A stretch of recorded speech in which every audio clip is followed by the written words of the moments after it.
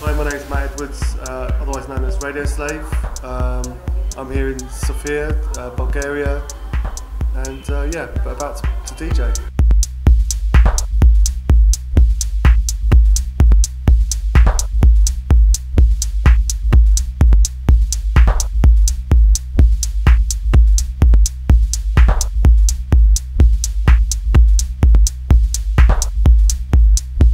As always, got a lot of releases kind of lined up, and I'm working on a lot of different projects when I can, and I've written quite a lot of singles for different labels.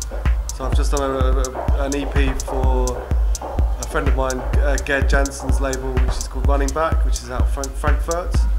That'll be coming out at the end of the year. I've also done an EP for Ovum, which will hopefully come out if we can sign a deal. And then yeah, just I guess next year, apart from the touring, we're going to be spending a lot of time, James Masters and myself from Rekids, on actually pushing a lot of the artists that we've signed, because we really want to build the label and make it into more of a artist album-based company that really looks after the artists that we work with.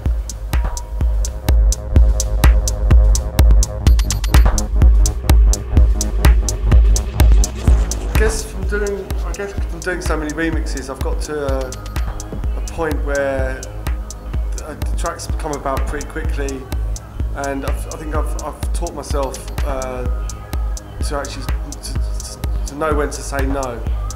Because one of the great things about writing music, especially dance music or electronic music, is you can always, there's infinite amounts of ways of arranging a track or experimenting with sounds, but I think one of the things is to know when to say no and arrange it and then make it.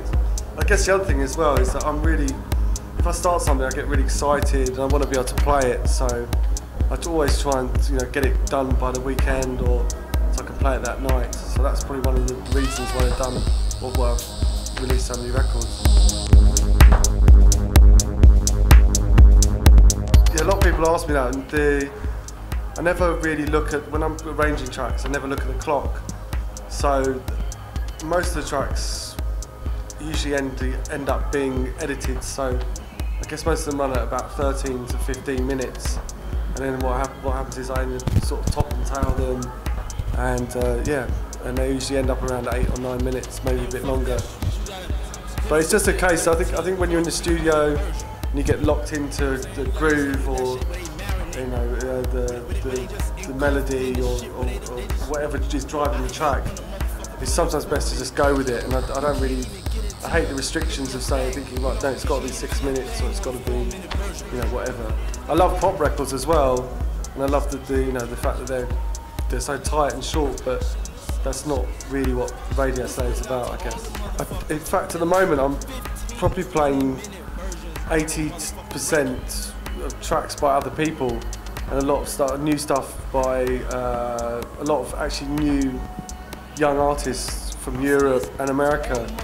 And we're finding that, especially with Rekids or with stuff I'm sending, the quality is so high. I mean, with Rekids, what we're trying to do is really create a label that's very similar maybe to someone like Warp, where we really, I guess we started off doing 12-inch singles, but we want to build I hate to call it a brand, but we'd like to build a family business, I guess, where we can release a wide variety of electronic music and not be stuck in just doing dance 12. But I think the way that the labels are run, it has completely changed, and it's really quality over quantity. There's a lot of labels in the 90s that were really just pumping out stuff just to keep the labels going, whereas I think now you can't do that. The people that work in the record shops are too wise, they're too on it, they can see the labels that are just in it for the money.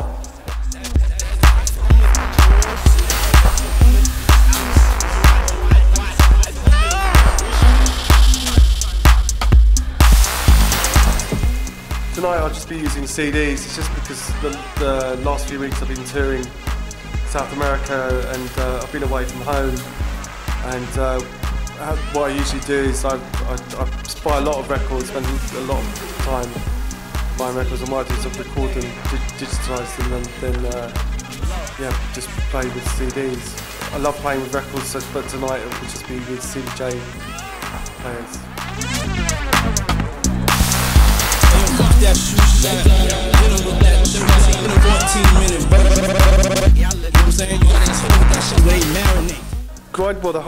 The No Sleep and Grindhouse came about. I think it was I made 2 tracks really quickly: the Tan Taka Tan track, and also the Grindhouse Tool. Basically, I was experimenting with some sounds, and the sort of big, I guess, sort of foghorn sort of stab